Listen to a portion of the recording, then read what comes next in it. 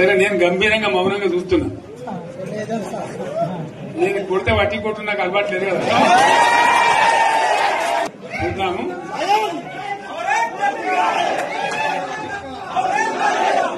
రోజులు కానీ అన్నట్టుగా నేను చూస్తా ఉన్నా. కానీ మన వాళ్ళందరూ కూడా ప్రతిపాదిస్తున్న ఏంటంటే, ఒక సంవత్సరం జరిగిపోయింది, సంగమేశ్వర ఆన్నే పన్నది, బసవేశ్వర ఆన్నే పన్నది, పాలమూరు ఉత్పత్తుల పథకం ఆన్నే పన్నది, కాళేశ్వరం అట్లా ఎండబెడుతున్నారు, ఇవన్నీ అన్యాయాలనే. కాబట్టి ఫిబ్రవరి నెలాఖరులో ఒక పెద్ద బహిరంగ సభ పెట్టాలి, ఇలా కథ చూడాలి అని జరుగుతూ ఉంది.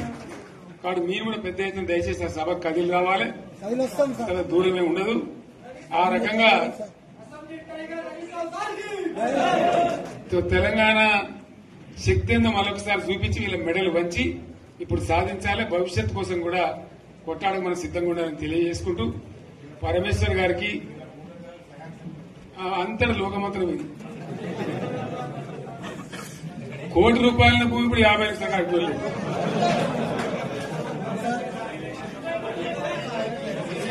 ఇది ఒక్కని బాధ ఒక ఆయన వచ్చింది మన ఒక ఆయన, ఒక 10 మంది వచ్చారు హైదరాబాద్కి. అందులోకి 2 ముస్లిం సోదరులు వచ్చారు. साहब सोप तवा हो गया, इफलासी मुफलसी बच्चे क्या दबे होगा. तुम्हारा क्या हुआ बहन, तुम्हारा क्या हुआ, तुम हैदराबाद में तुम लोग हैं. मेरा कारोबार है साहब, मेरा छोटा मोटा कारोबार है, होटल भी है, 70% गिरा के गिर गया. हर कोई पूछ रहे, हर कोई केसीआर को याद कर रहा है सामान. వాళ్ళు మాట్లాడుతున్నారు. ఎక్కడ ప్రతి ఒక్కరు భూముల ధరలు పోయినాయి, మందు పోయినాయి, మసాలా అన్ని పోయినాయి. ఎంత మంచిగా 4 ఎకరాల రైతు నేను 4 కోట్ల ఆసామని అనుకుంటుండే, అంత ధీమా ఉంది. ఎంత బాగుంటే హైదరాబాద్ నుంచి అడిగితే కూడా వచ్చి మనం ఇయ్యకపోదాం భూములు, డిమాండ్ పెరగాలని. అంత బ్రహ్మాండంగా మారుమూల ప్రాంతంలో కూడా 40 లక్షలు 50 లక్షలు ఎకరానికి ఉండే. అటువంటిది సగానికి సగం పడిపోయి మొత్తం నాశనం చేశారు. వీళ్ళు ఇట్లే వదిలిపెడితే ఇంకింత నాశనం అవుతుంది. కాబట్టి మనం కొట్లాడాల్సిందే. నేను ఇంకొక మాట మీకు చెప్తా. ఎలక్షన్లలో నేను మస్తుగా చూసిన 50 ఇళ్లలో పార్టీలకు వెళ్తే ఓడితే ఇంత మాయలు ఏడాది లోపలనే కాంగ్రెస్ పార్టీ దొరికితే కొడతామని అంత గొప్ప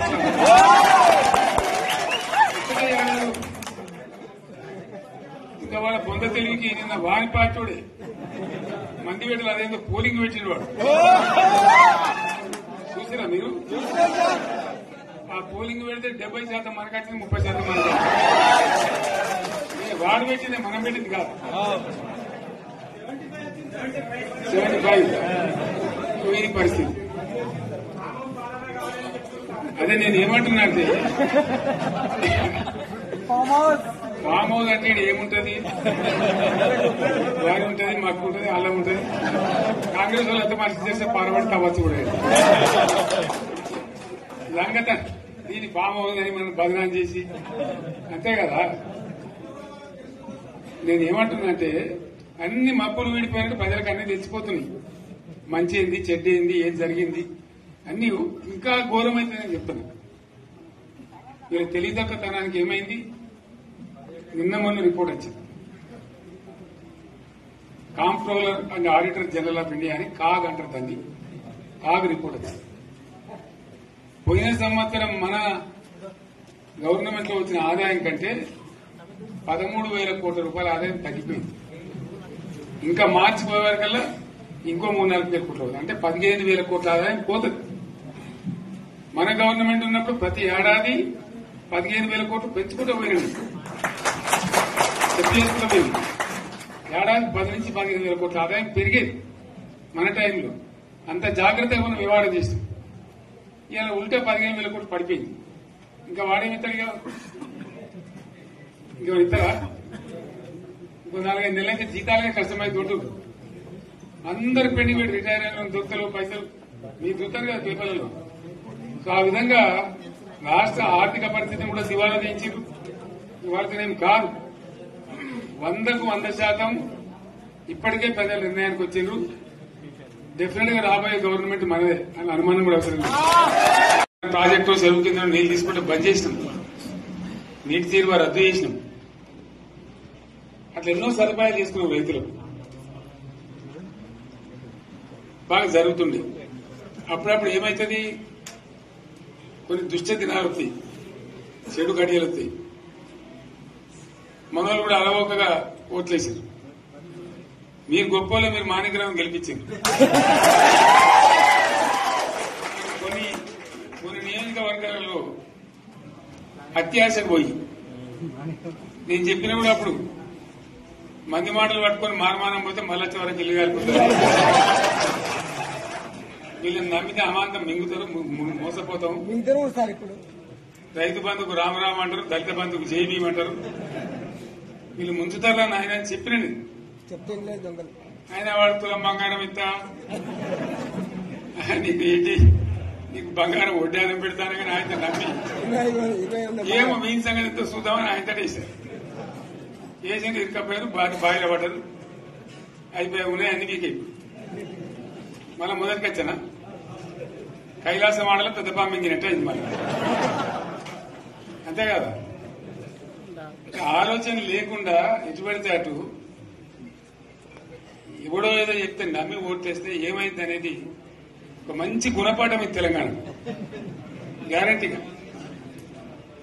మంచిగా సంసారం జరుగుతుంది. జర తువ్వకచ్చినాం, రైతులు ఇంత ముఖం తెలివైతుంది, ఇంత బాకీలు కట్టుకుంటుండ్రి.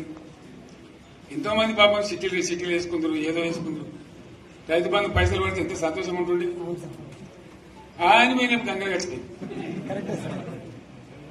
ఇప్పుడు వాడు ఇతడో ఏడో భగవంతుని కరెక్ట్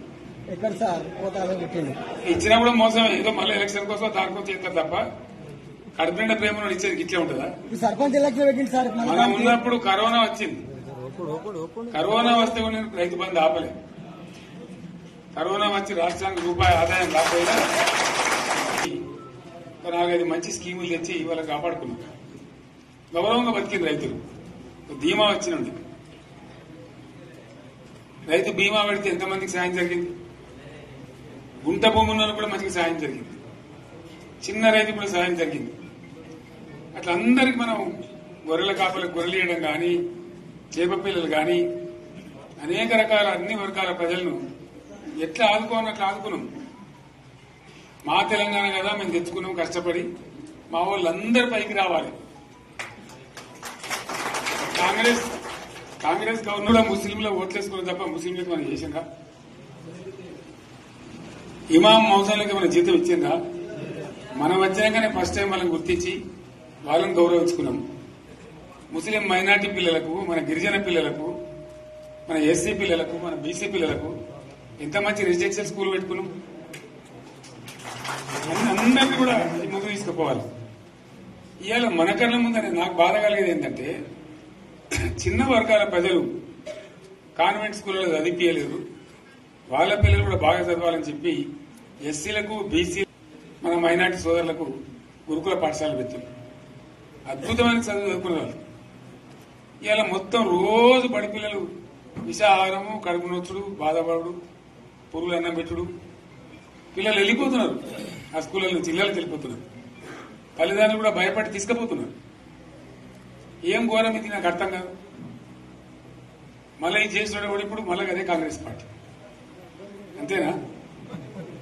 మళ్ళా పాత కాంగ్రెస్ మోపైంది, మళ్ళా కరెంట్ కోతలు మోపైనాయి.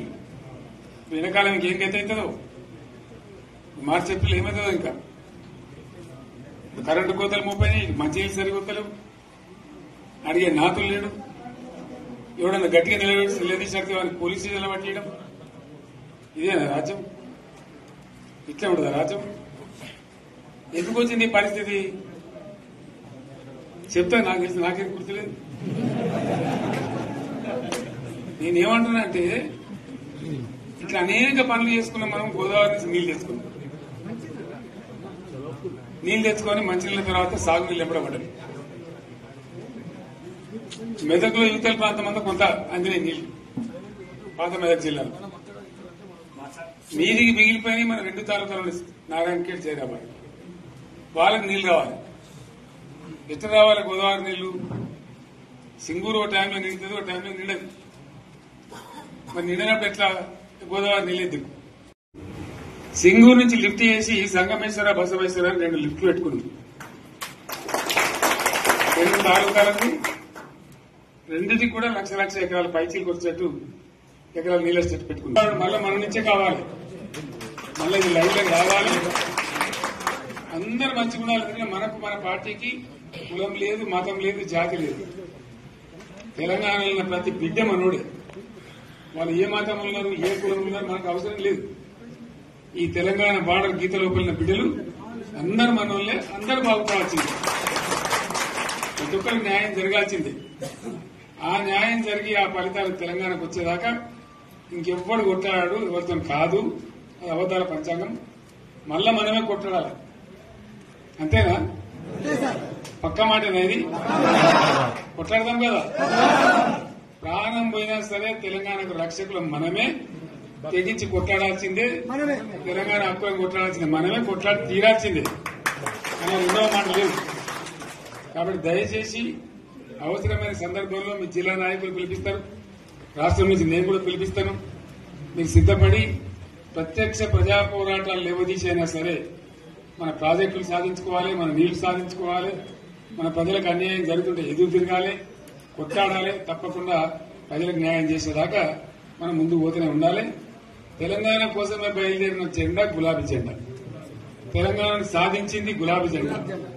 తెలంగాణను మంచిగా చేసి లైన్లో పెట్టింది గులాబీ జెండా. భారతదేశంలో నంబర్ 1 అనేక విషయాల్లో చేసి సాధించి చూపెట్టింది గులాబీ జెండా. Hi, this is Swati Dikshit. Please subscribe to SKS Fly TV.